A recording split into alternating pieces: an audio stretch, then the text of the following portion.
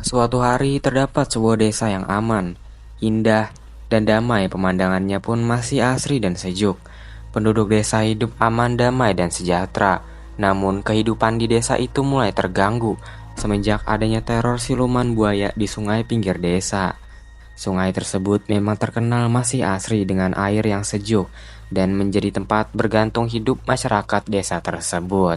Teror berawal dari masyarakat yang mulai tidak peduli dengan alam. Awalnya mereka menjaga dan melestarikan sungai sebagaimana mereka menjaga dan merawat diri mereka. Selalu, namun dikarenakan adanya pabrik yang dibangun di dekat sungai tersebut dan masyarakat yang mulai tidak peduli dengan lingkungan yang ada di sekitarnya, membuat penghuni goib di daerah sungai tersebut mulai murka kepada masyarakat. Membuang sampah sembarangan, membuang limbah pabrik sembarangan menjadi pemicu siluman buaya mulai membuat teror kepada masyarakat di desa tersebut. Pada suatu hari, terdapat beberapa anak-anak yang sedang berenang dan mandi di sungai tersebut. Mereka tampak senang dan sangat berbahagia. Namun, hal buruk terjadi ketika seorang anak dari mereka tiba-tiba ditarik oleh sosok siluman buaya dari dasar itu. Anak tersebut mulai perlahan-lahan tertarik.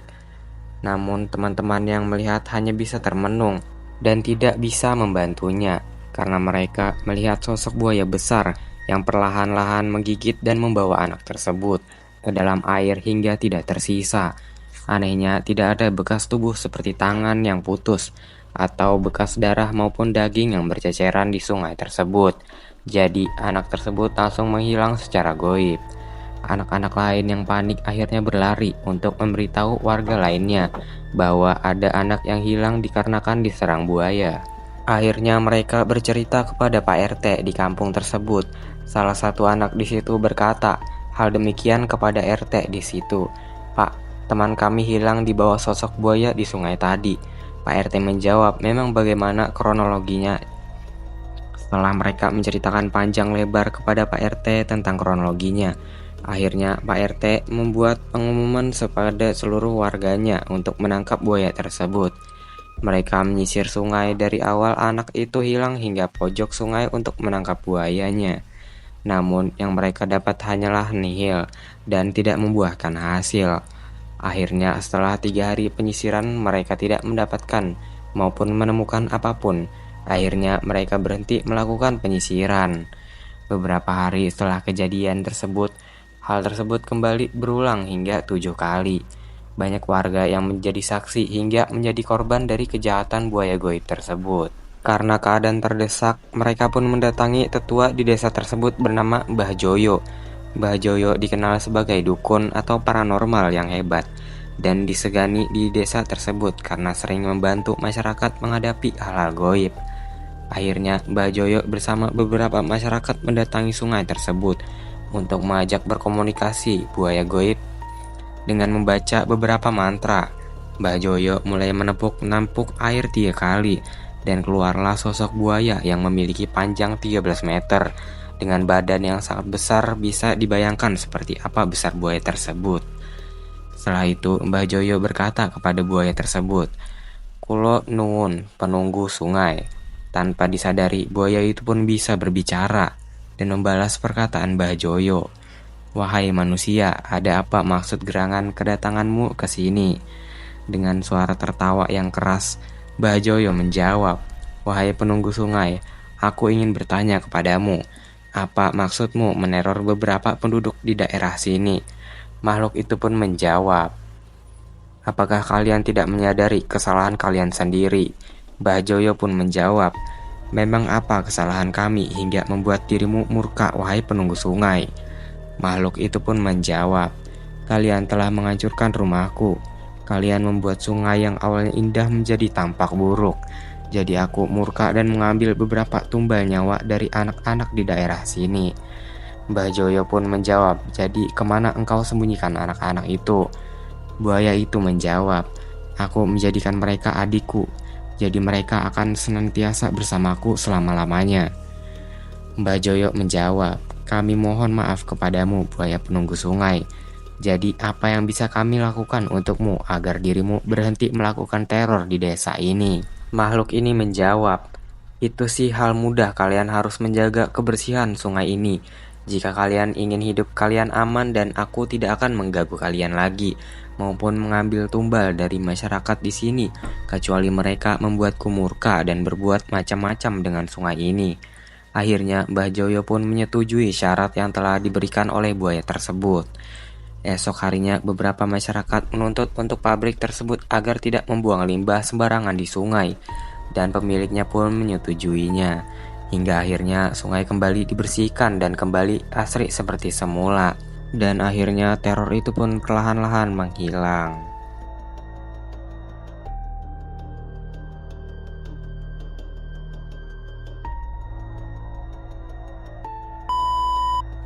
Orang-orang bilang jalur pendakian Gunung Sagara selalu membawa cerita. Tapi satu cerita yang terus dibisikkan dalam lingkaran kecil para pendaki senior adalah soal tenda biru yang tak pernah hilang dari hutan pinus di pos 3. Hujan badai waktu semuanya datang dan pergi, tapi tenda itu tetap ada berdiri kaku seakan membatu di antara batang-batang pohon tua. Aku Wira, pendaki biasa yang skeptis pada cerita horor, memutuskan membuktikannya sendiri. Bersama kedua temanku, Aldi dan Sena, kami naik Jumat malam dengan rencana turun Minggu pagi. Sampai di pos 3 hampir tengah malam, udara lembab dan kabut menggantung di udara. Dan memang di sana berdirilah tenda tua itu, biru kusam seperti dilahap lumut dan waktu. Siapa yang tinggal di situ? Tanya Sena sambil menyipitkan mata. Gak mungkin orang nih. Cek GPS, titik ini udah sepi dari tadi, ujar Aldi. Menunjukkan layar HP-nya, kami mendirikan tenda sendiri agak jauh dari situ. Tapi malam itu aku terbangun karena suara resleting bukan dari tendaku. Aku menengok keluar. Tenda biru itu terbuka sedikit. Dan aku sangat yakin ada bayangan tangan yang menarik resletingnya pelan-pelan. Tapi tak ada yang keluar. Pagi harinya kami mendekat tenda itu, kosong.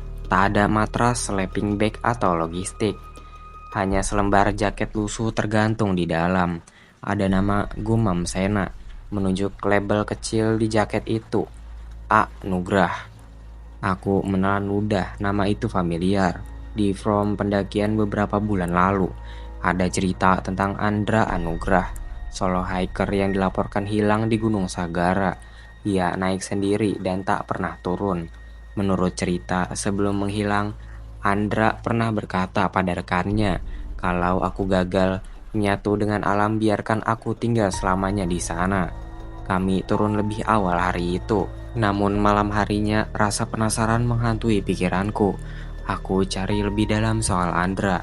Ternyata ia bukan cuma pendaki biasa, ia pernah beberapa kali dikabarkan depresi berat. Catatan terakhir di blognya membuat bulu kuduku meremang. Di puncak aku bicara dengan gunung. Ia menjawab, ia menawarkanku rumah, dan aku akan tinggal. 1 bulan kemudian aku naik lagi. Sendiri, aku hanya ingin tahu, sekedar memastikan tenda itu masih ada. Bahkan posisinya tak bergeser 1 senti pun. Aneh mengingat tiupan angin atau binatang liar harusnya menggesernya. Tapi tenda itu seperti menempel pada tanah. Aku memberanikan diri menyentuh resletingnya. Saat aku membukanya, tenda itu bukan kosong di dalamnya. Ada tumpukan pakaian lusuh, jam tangan yang masih berdetak, dan selembar foto buram sosok pria tersenyum di tengah kabut. Di balik foto itu tertulis, rumahku jangan usik. Aku terpaku, tapi kemudian dari balik batang pinus terdengar suara pelan seolah bisikan. Kau datang untuk tinggal atau hanya menonton? Aku menoleh, tapi tidak ada siapa-siapa. Tapi angin tiba-tiba berhenti. Hutan jadi terlalu sunyi. Aku berlari turun. Napas memburu. Namun anehnya, meski aku turun jalur yang sama, aku kembali lagi ke pos 3. Tenda biru itu masih di tempatnya, seperti menarikku dalam lingkaran. Aku tersesat, gumamku. Panik, lalu suara itu datang lagi. Kali ini lebih jelas. Tenang, kau hanya belum siap menyatu. Dalam ketakutan, aku mengeluarkan HP, mencoba kirim sinyal. Tapi layarnya hanya gelap. Hanya satu hal yang menyala, kamera, dan di layar itu aku melihat diriku berdiri di depan tenda. Tapi aku tahu aku tidak sedang memegang HP itu, layarnya padam. Terakhir yang kudengar adalah suara resleting terbuka dari belakangku.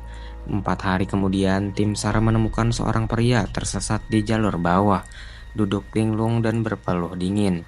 Ia tidak membawa identitas ketika ditanya namanya, ia hanya menjawab Wira.